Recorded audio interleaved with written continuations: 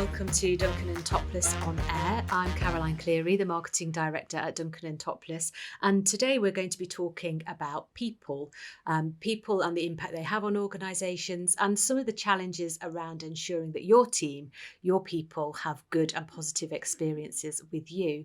So I'm very pleased to be joined today by Shane Sale, who is Head of Talent Acquisition and People Experience at Duncan Toplis. Welcome, Shane. Thank you very much for having me, Caroline. Lovely. Now, Shane hasn't been with Duncan Toplis very long to date, but certainly brings with him a huge wealth of experience. So let's talk a little bit about the key challenges in the people space at the moment. Most of the challenges really centralise around the pre-COVID era. Companies at the time had this mantra that it was a luxury to work from home and everyone had to be in the office. Reverse that to today, it's a luxury to work in an office and everyone wants to work from home. And where companies tend to struggle now is to get that cultural balance with how to engage with their employees and how the employees want to be engaged. That physical management versus managing people over teams.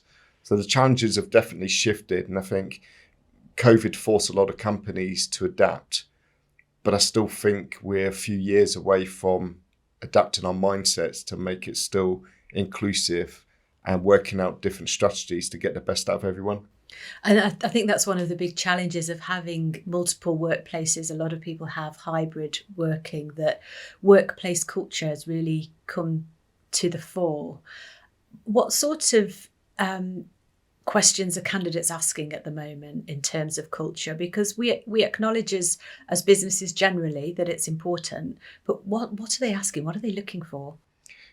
I think the key challenges that candidates see with that hybrid and flexible working is that appreciation that their skills would fit that particular organisation.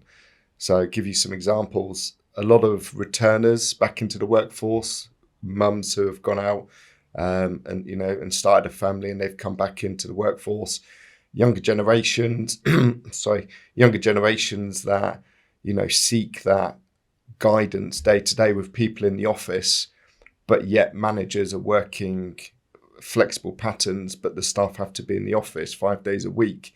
So a lot of candidates are really validating how their journey with a particular organisation is going to shape, knowing that there is a degree of flexibility that others have earned the right to have and they're not necessarily going to have from day one. Do you find it differs as well, dependent on the size of the organisation? Because you've talked there about how management structures can definitely impact the experience of people coming in. Larger organisations might have more resources. Smaller organisations tend to have quite closely knit teams. Do you see any difference in that or difference in the challenges? Absolutely. A company that I did a large project with, we started off with 50 employees and scaled within 18 months to over 500 employees across 6 countries. And the challenges that they face were no different to the textbook challenges, say, we would face. But the notable differences were they didn't have the infrastructure of talent in the organisation to be able to lead teams successfully, whether or not they were in the office or whether or not they were remote. And as a product-led organisation, their focus was high pressure, ship product out the door, versus being able to give people a structured career plan. And the fear of failure meant that candidates who weren't necessarily adapting to that high pressured environment were finding themselves redundant very quickly because they couldn't keep up with the pace. If you look at larger organizations, they tend to have a very strong structure in place, which is fantastic.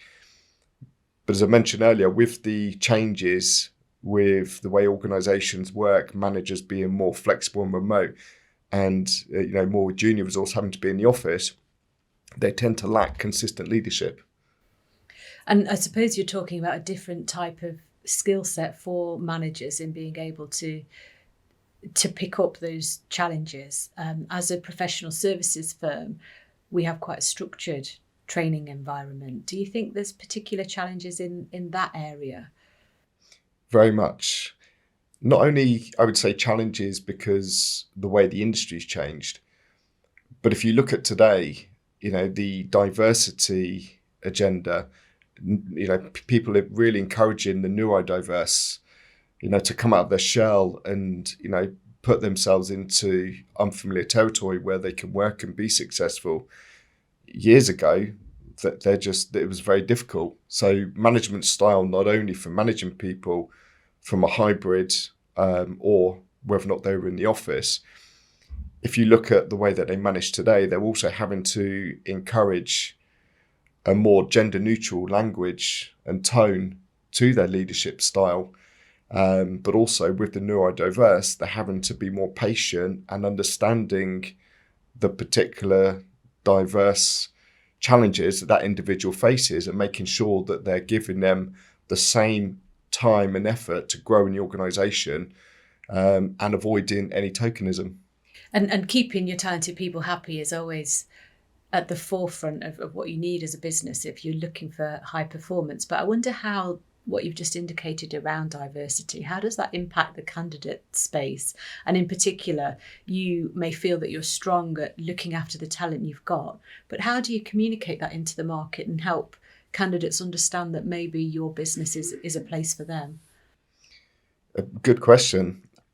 What we look like to the outside world, they check things like Glassdoor reviews, Indeed, they look at the website, they look at initiatives that you're involved in. So no matter what you say as a company, even before that first call, the candidates would have checked you out. They would have looked at different news stories, looked at some of the social feeds.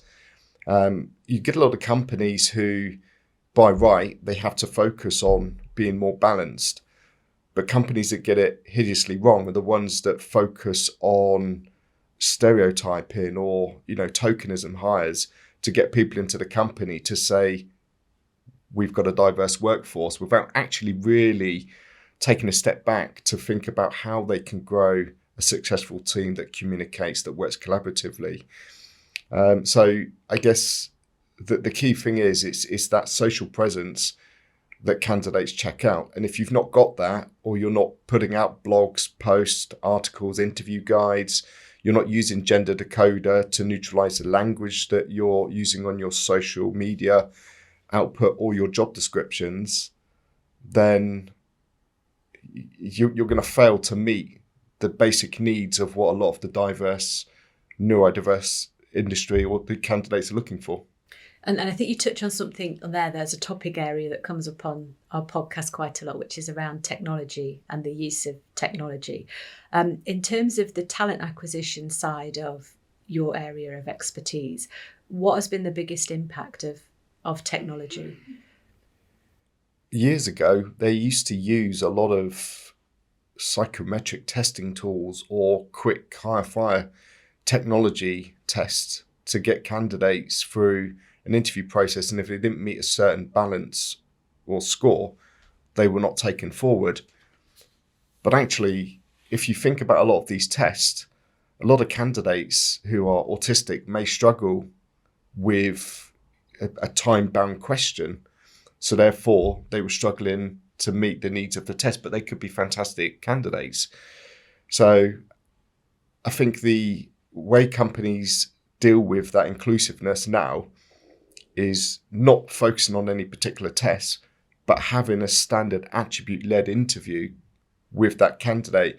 And if you focus on the attributes that are aligned to that specific position and why they'll be good for your company, rather than looking at particular skills are obviously really important, but attributes are even more important because they really define how that person would then fit into your company.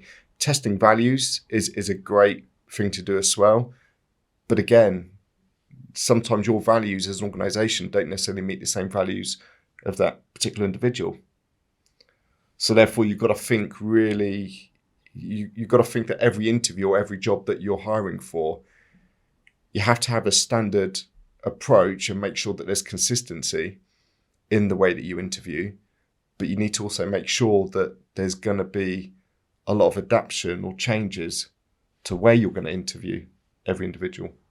And I think in that you talked about values, you talked about behaviours, and I guess that's where sort of the two key streams of where your career has taken you so far come together. So you have talent acquisition and you have people experience, and a lot of that is around culture, aligned values, about purpose, and also about having a place where people feel that they're able to be their best selves and they're able to share their talents.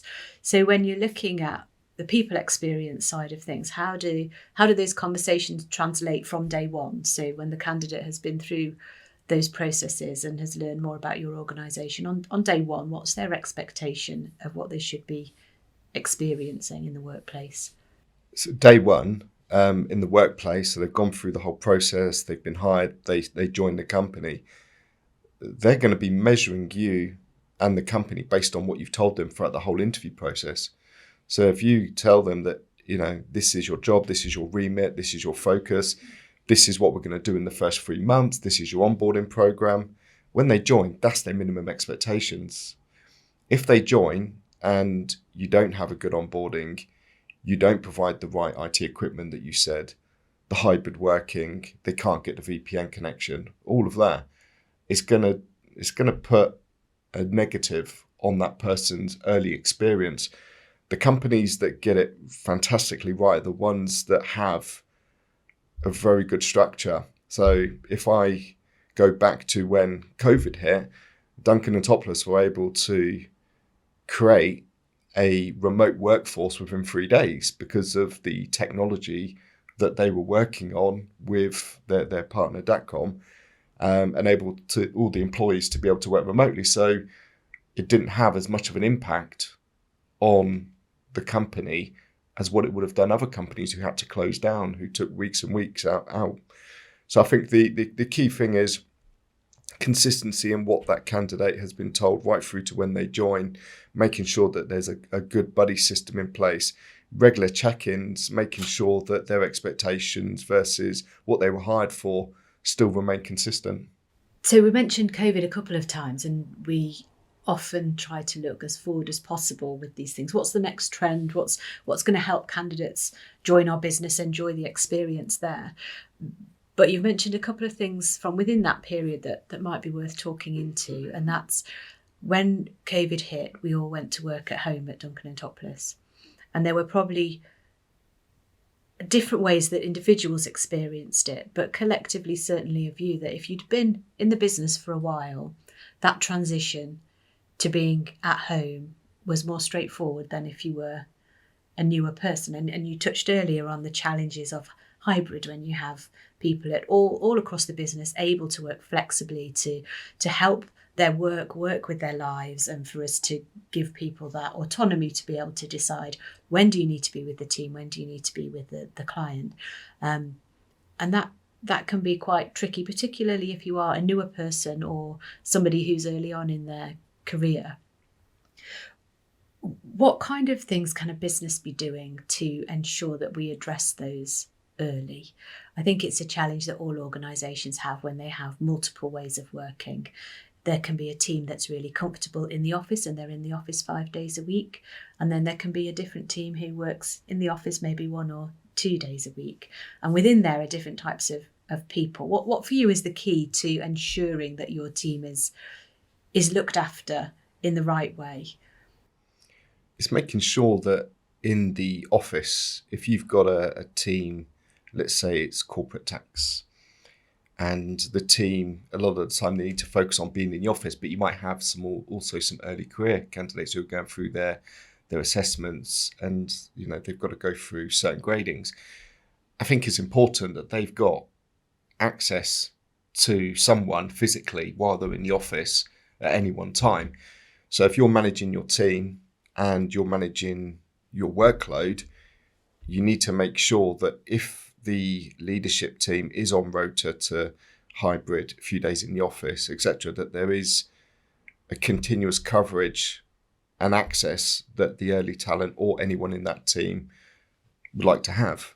A lot of teams can work very effective from home 5 days a week, but then you then destroy the culture of actually physically being there in front of someone. You get to learn a lot more about your team having a coffee, having lunch together, than you would do drinking a cup of tea over a Teams call. And how do you, as somebody who's responsible for ensuring we bring the right talent in and retain the talent in the right way, what are you looking for? How do you measure that? How do you know if we're succeeding at giving all our people a good people experience? I spend a lot of time, since joining Duncan Toplis, I spent a lot of time meeting and speaking to a lot of the hiring managers, directors, heads of, just to really understand what their business unit looks like, what sort of people do they want to focus on building around, and also spending time going to the offices to physically see what the culture looks like internally. And if I'm comfortable that that culture exists, rather than telling a candidate that this is a wish list of what we do, and then in reality we don't, I like to make sure that that is a physical attraction, because that's what I'm going to be telling candidates from day one. We don't want to mismanage expectations. Otherwise, a candidate's going to leave within 5 minutes. And we've talked a lot about the principles there, haven't we? And I guess that they're as relevant to small and large organisations and whatever industry you're working in. Do you see any differences between regions? So we're an East Midlands business with an exciting growth strategy ahead of us. What difference does it make to us compared to a UK national or a multinational when we're looking at attracting new candidates? So if you look at the difference between large multinationals, I guess they have a lot more flexibility on where those candidates can go to, office base. They could be in Manchester, they could be travelling down to London, they might be working in Essex. So there's always going to be an office available for them to go to. And therefore that flexible remote working is a little bit easier, and they can attract talent from further afield. Rather than chasing talent that's local, they can really look at the talent that's available on the market. With us being based in the East Midlands, we're attracting some fantastic candidates and talent into the business, but we will have restrictions based on the talent that physically is available within this area, unless you're getting people that are keen to relocate, or if the role is hybrid and then they can commute in, where the travel is maybe 1 to 2 hours max, and stay over. So I think the differences really are based on where the candidates physically can go and work. And I guess that probably impacts different roles in different ways. You touched earlier on people returning from work, whether they've had a family or they've been, carers, people perhaps further on in their career who are looking for a change or a second career. And then, of course, there's the journey for our young people who are leaving school or have perhaps completed a degree at university.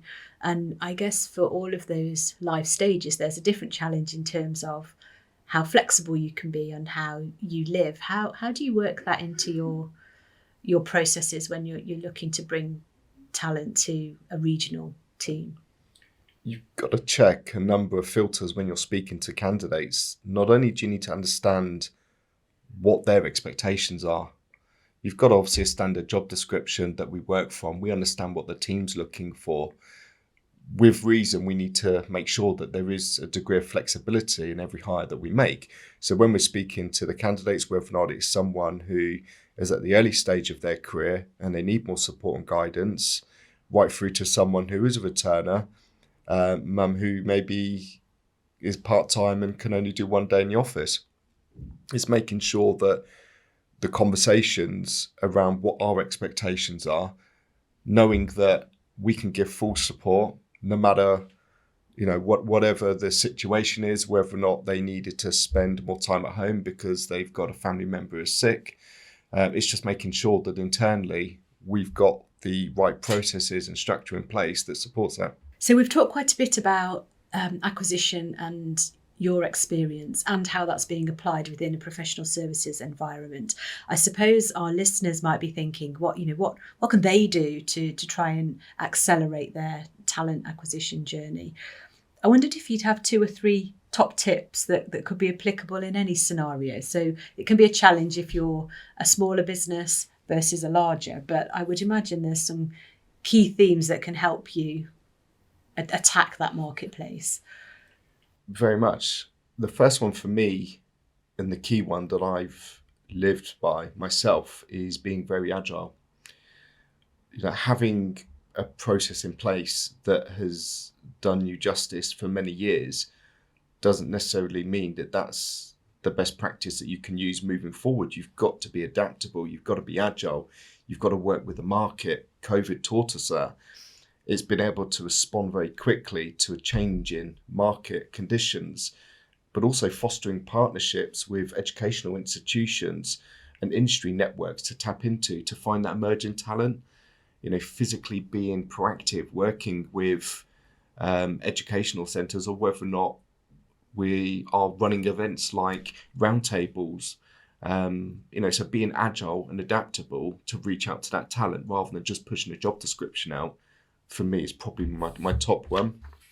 The second one I would say is being very transparent in your communication and expectations. If you say throughout the early stages, including the job description and how you sell the role, if you put together all this information, you hand it to a candidate, their minimum expectations are that you're going to deliver what you say. They're trusting you. If they turn down other opportunities to join you, they're trusting everything that you said and you put in front of them.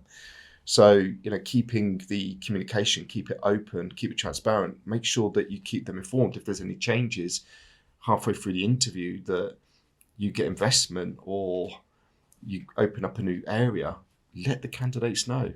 They're buying into that journey with you. The last one for me probably would be around the benefits and perks.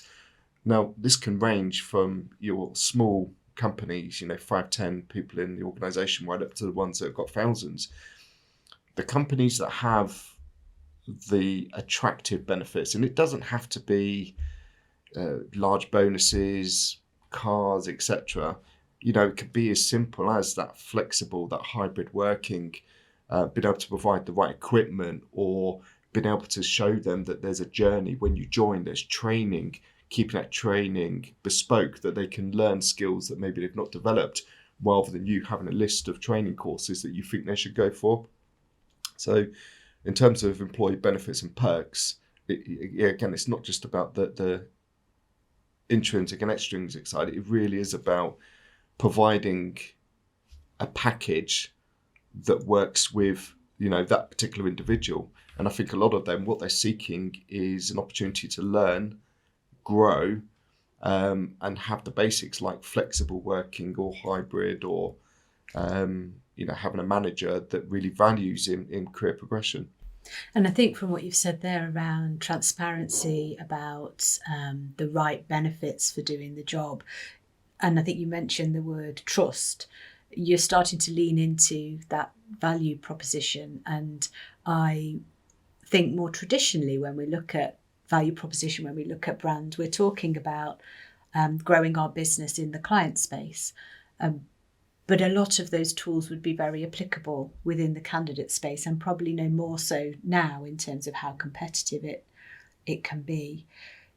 If an organisation is thinking about what their candidate proposition is, what would you be asking them to look at? I would look at your journey that you've come from to where you are now, and always remembering that what got you here is not going to get you there. So if you've got aspirations to grow as an organisation, it's knowing that there's an adaptableness around how you change and how you grow. When you're speaking to candidates, just because someone has got an ACCA and another candidate's got an ACCA and they're both based in Grantham, it doesn't mean that that person's value proposition in terms of what they want out of their career are going to be identical. One of them might want the managerial route. They might want hybrid working in the future. One of them might just want to sit there and be an advisor, and they're happy with that because they don't want managerial responsibilities. So it's just having that degree of flexibility in every aspect of that candidate journey to make sure that you're as flexible as you need to be to attract the best talent. And I think that's going to remain a challenge for all businesses. And I suspect more businesses will be looking to have internal expertise similar to yours to help them grow into that space and understand more about their proposition. So thank you, Shane, very much for joining me today. I think our listeners will have valued what you've shared. Thank you. Thank you very much.